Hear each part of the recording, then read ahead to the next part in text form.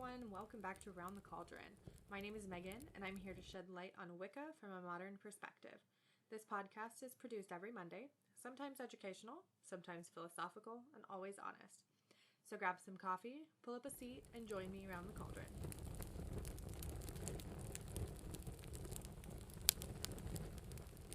Hey everyone, and thanks for joining me here for episode 13. Last week we talked about astrology. This week I want to talk about the importance of community. Before we hop into it, let me just take a second to say hello to any new listeners out there. Hi, I'm glad you're here. Besides the podcast, you can find me on Facebook and Instagram at Round the Cauldron, on Twitter at Round the Cauldron without the D, and at my website, roundthecauldron.com, where you can find show notes and links for each episode. I also have a shop where you can get a tarot reading or one of my fancy and mystical crochet items. And lastly, you can help support this podcast for as little as $1 a month at patreon.com/roundthecauldron.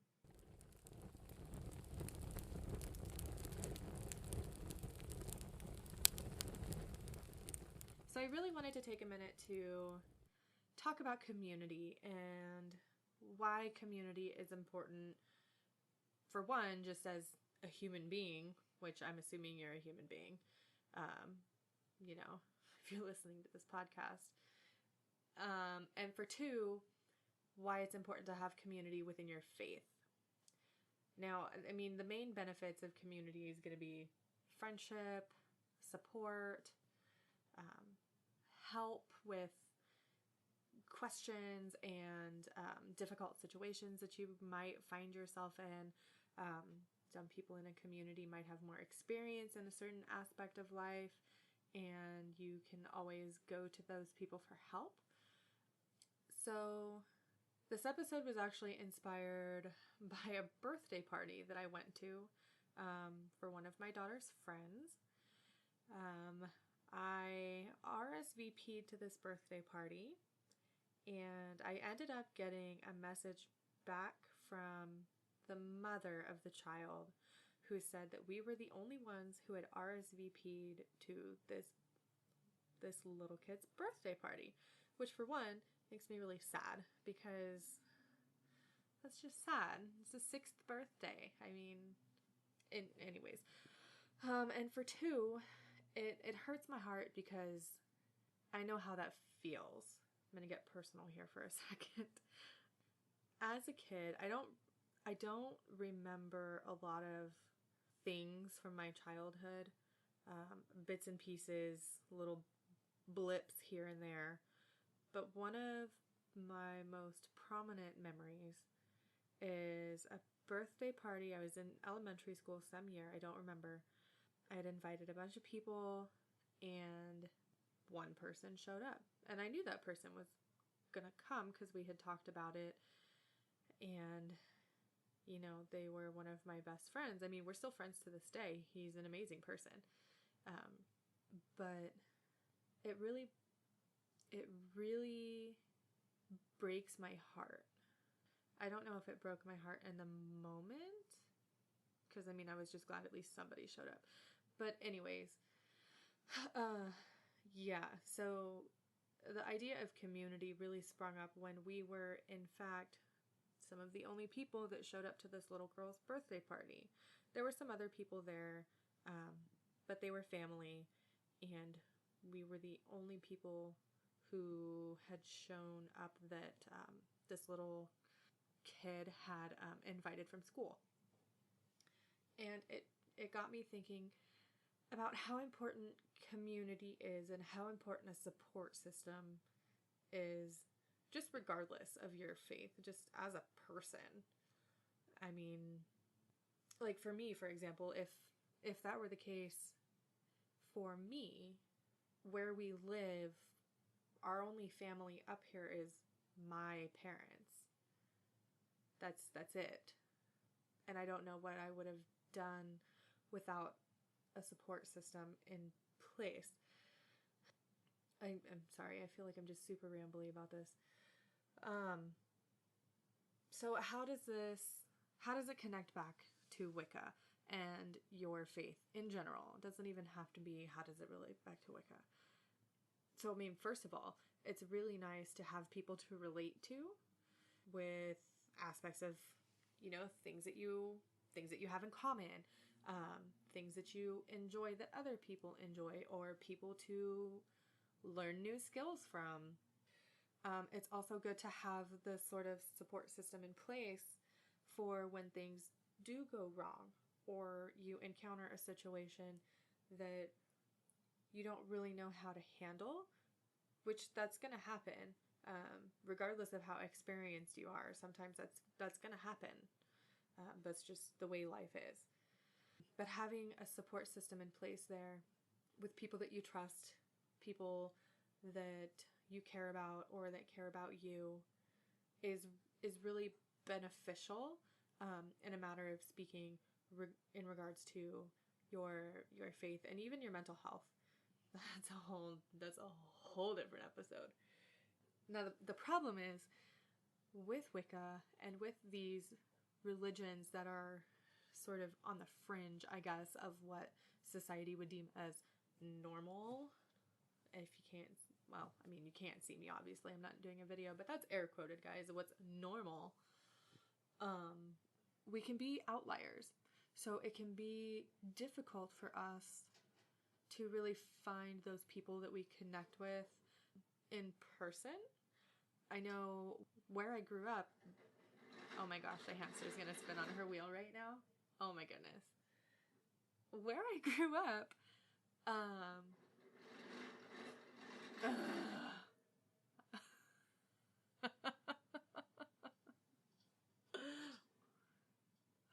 I don't know if you guys can hear all of that. Anyways, where I grew up, there was a pretty thriving pagan community. There is a little store. Okay, hopefully I fixed it. I took the hamster's wheel off so she can't make any noise like that. Yeah. So, where I grew up, there is a store called the Enchanted Cottage. And if you know where I'm from, you'll probably know this store. It's run by some wonderful people, and they have gatherings. They host a pagan festival. One year, oh my goodness. What's her name? Starhawk? I think that's her name. Starhawk was there. I think that's her name. I don't know. I'm going nuts. But one year, she was there, and they do like a fair. They have people that read tarot, educational classes, and things like that. And it's a very welcoming place to go if you have any questions or concerns, or really if you just need help with something. They are more than willing to answer your questions or help you come to a conclusion or find an answer if they don't know the answer already. Now, the difference between there and where I live now is Central Oregon is really spread out. I mean, I live 22 miles away from where I work. So technically it's in like 2 little towns over from the city that I work in. But there is maybe one shop in Bend, Oregon that I know of that sort of caters to New Agers or those with an eclectic faith. It's called the Cosmic Depot. Wonderful lady runs that store too, but it's all the way in a completely different city, so it's hard for me to make it there on a regular basis. So I think that's one of the harder things about trying to build a community in person, especially if you're like me and you drive 30 to 45 minutes to work every day, spend 8.5, 9, however many hours a day at work, then drive all of that home. Then you have very little time once you get home, all of this other stuff that you have to do. Building an in-person community can be difficult. And it gets more difficult depending on your age. But I'm going to talk about age and mentorship in another episode. That's a completely separate topic. So support and community are some things that I have looked for, I want to say. So back when I was in junior high, about 12, 13 years old, I had discovered Wicca. I was practicing with a friend. Honestly, we didn't know what the heck we were doing. That's okay. We learned. Here we are. But I really struggled in my heart with the lack of structure and the lack of community, because let's be honest, we were learning from books that we picked up at the library or the bookstore. We weren't learning from other people. And that really bothered me, because I'm a person who, when I have questions or I need help, I like to look for those people who have been there and who know what I am talking about, or who might have some idea of what I can do.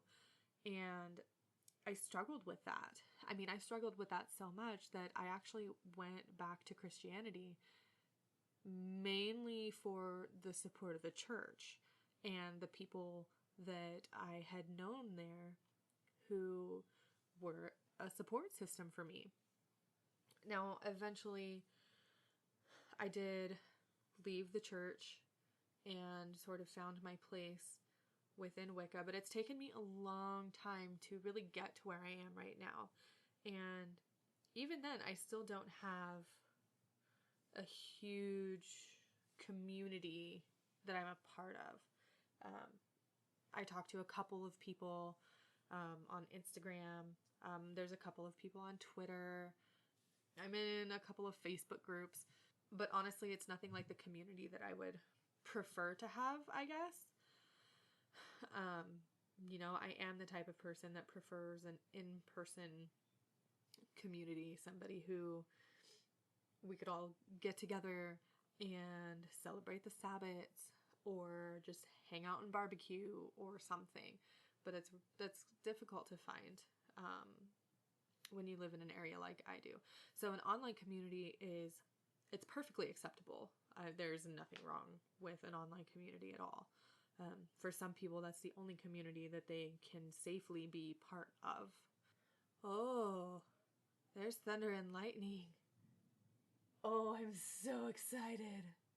Oh, sorry guys, I just totally got distracted. I'm recording in my daughter's room and the window is open and there's thunder and lightning. And it makes my heart happy. Okay, sorry, I got distracted. We're having a thunderstorm right now. And it's my favorite weather. It's my favorite weather. Yeah, I don't even remember, honestly, what I was talking about. I walked away for like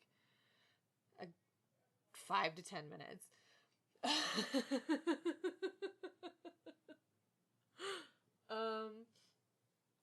So let's see. Let me look at my little notes here. Building a community if you don't have one. Oh, that's good. Yeah. So like I was saying before, online communities are 100% valid, especially in this day and age when it gives us the opportunity to really be connected to anybody anywhere in the world that has that online access. And sometimes that's going to be the only way that you can be part of that community, and you can find those people that you can ask questions to or share knowledge with or learn from. There's also a website called Witchbox. Now, Witchbox has been around for a really long time, like at least 10 years, probably longer than that. Oh no, let me look it up really quick so I can figure it out, because Witchbox can be a really good resource. They have articles and different things that you can learn from. Let's see, Witchbox has been around since 1997. Wow, that's a really long time. But anyways, on Witchvox, you can find this. There's a section on the left where you can search your region, search your state to find different groups in your area. And so when you do that, it gives you options for personals, which I don't know about that one. I never really delve into the personal ads. There's also information about groups and organizations, and it's split into several different sort of categories. There's adult groups, family groups, teen groups, college groups, military groups, and recovery groups. So obviously all of these different groups, they might not be covens. Some of them are covens. Some of them are going to be circles, and some of them are just going to be a group of like-minded people that get together and learn from each other and hang out. There's also a section on here for clergy. So I know sometimes it can be difficult to find someone to perform like a hand fasting or a Wiccaning, especially if you don't know anybody in the area. The clergy section will list people in your state, or Witchvox is international too, by the way, guys. So it's not just for the US. But it looks up in your, it lists the people in your region, what they do, and where they're willing to travel to, which is nice if you need somebody to perform one of the services that typically requires a clergy member. There is also a listing for shops that will show you shops in the area. There is a list of services, which can be like tarot readings, Reiki, rune readings, astrology, spell work, things like that. And then there's also a section for notices. Not too familiar with that. And just looking in my area, or in my state, the last notice was posted March of 2016. So, I mean, some of this stuff is not recent because not everybody uses Witchvox, but a lot of it is. There's also a section that I'm just noticing is new, called activists, which I guess it says it's freedom, political, and environmental groups. So, I mean, if you're into that sort of thing, that would be a good resource for you. They also have something called a local web section that lists e-groups, resources, and this is where the activists is listed. So Witchvox is definitely something to look into just to sort of see what's going on in your area. It can be a good way to help you sort of find your local community if there is one in your area. Now, sometimes there's not going to be one in your area. That's what happens when we're sort of on the outside, on the fringes of that societal role of whatever is normal. I don't know. And then there are some other options like Tumblr. I think people are still on Tumblr. I don't know. There was a bunch of drama about Tumblr, but I haven't been on Tumblr in a really long time. But Tumblr used to, I don't know if they still do, have a thriving pagan community. And it wasn't just Wiccans. There are people on Tumblr who are reconstructionists and revivalists and Hellenic polytheists and hedge crossers and like all kinds of people on Tumblr. And it's got a lot of good information. There's a lot of healthy discussion, which is good. You just got to find the right people on there to follow. You can also find all of this on Twitter, but I find Twitter to be a little bit more restrictive because of the character count, and you can only post so many characters in one tweet, and then you got to make it a thread, and it's kind of annoying. I prefer to read long posts about my information and not just little snippets. But Twitter is a good way for communicating back and forth between people. I'm still sort of getting the hang of Twitter.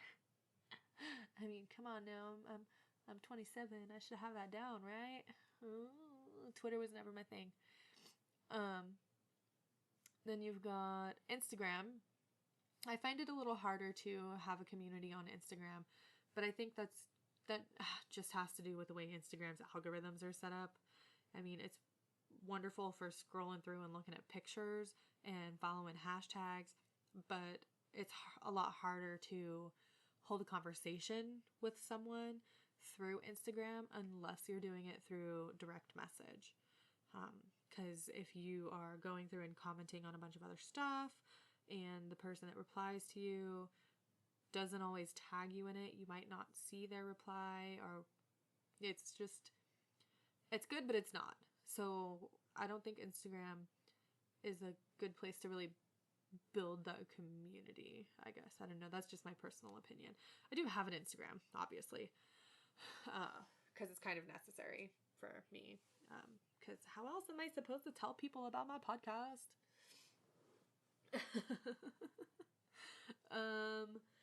Yeah.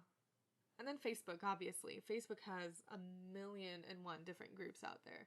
You just got to be careful with the groups because they're not always moderated the best. And they can have people in it who push wrong information or misinformation, or people that have good intentions but they don't really know what the heck they're talking about. But that's going to be true for just about everywhere.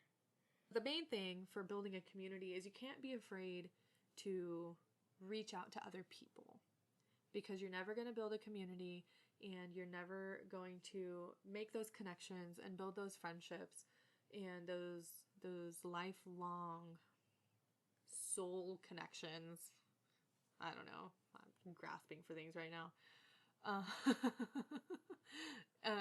Anyways, point being, you're never going to find your community if you don't reach out to other people who might be into the same things as you are, or who might be more knowledgeable than you, and have different things to teach you. You can't be afraid to reach out to other people. And reaching out to other people can be scary as heck. Scary as heck. I mean, this is episode 13 of my podcast, and I still get nervous to sit here and record it, even though I know you guys enjoy it because I've talked to some of you and you like it. It's an anxiety thing for me, really putting myself out there. But you gotta take the leap. You gotta jump feet first into the water and go out and meet new people so that you can build your tribe, so that you can get the support and the help and the friendship that you need as not only as a Wiccan or a pagan, but as a human being. It's an essential part of who we are. Now, having said that, there are some things that can be bad about community, but it's not just pagan communities in general. It's every community. You get a bunch of people together, not everybody's going to see eye to eye. Even though your general beliefs might be the same, very specific things might be completely different. And when you get a large group of people together, large group of people meaning more than 5 typically, because we're human and sometimes we suck, there's going to be a lot of judgment, dogma, fear, ignorance, preaching. And this is one of my main problems with the Facebook groups, is I lurk a lot on there because I find that every time I reply and I try to give good information, and if I don't know something, I flat out say, you know what? I don't know.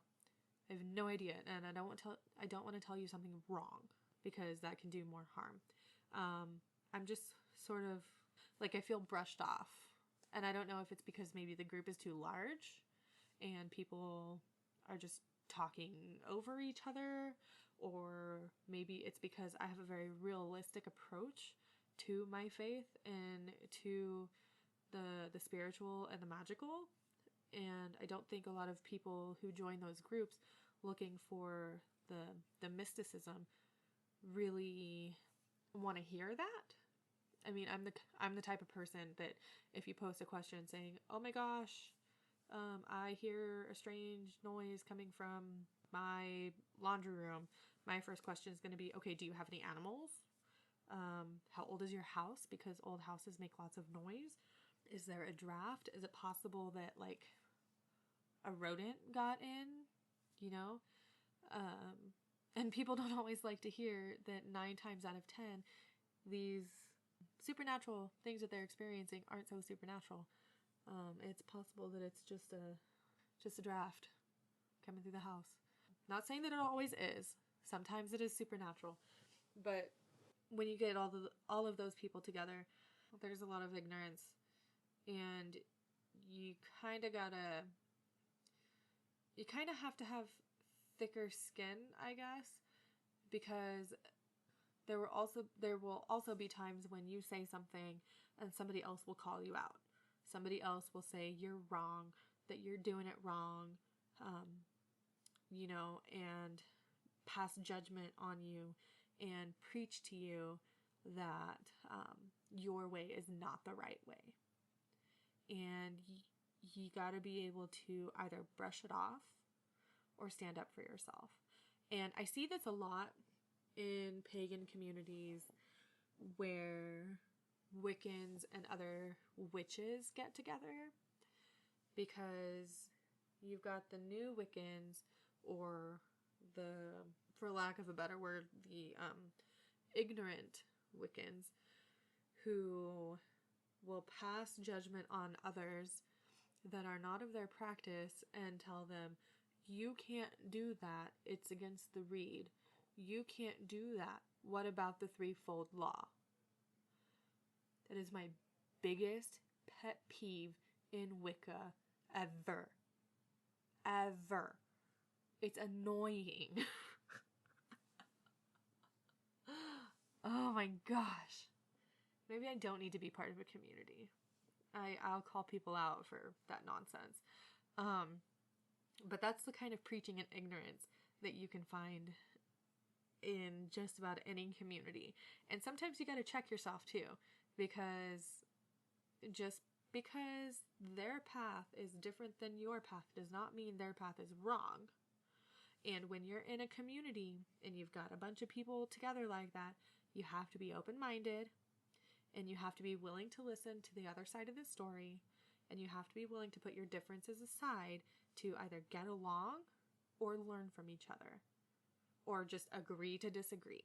There shouldn't be any arguing or infighting, and that's completely different than debate. Healthy debate is okay. Healthy debate is great, but fighting is not.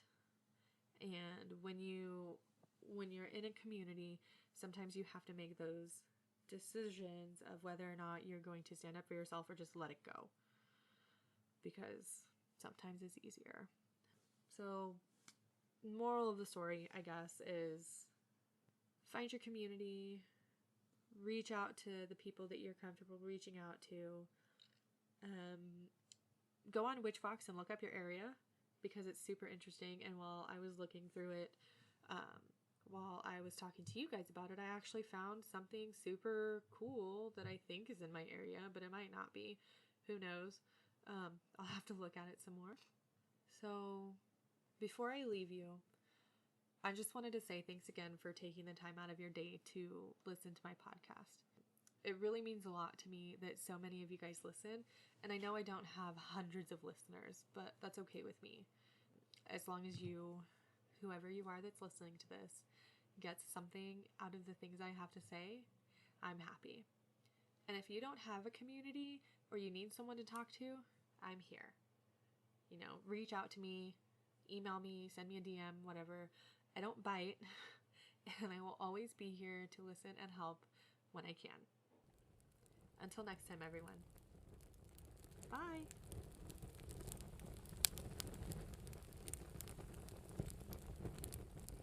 Please please consider supporting this podcast through Patreon at patreon.com/roundthecauldron. Follow the show on social media and feel free to reach out with any questions, comments, concerns, or suggestions at roundthecauldron@gmail.com. Show notes and links can also be found at my website, roundthecauldron.com.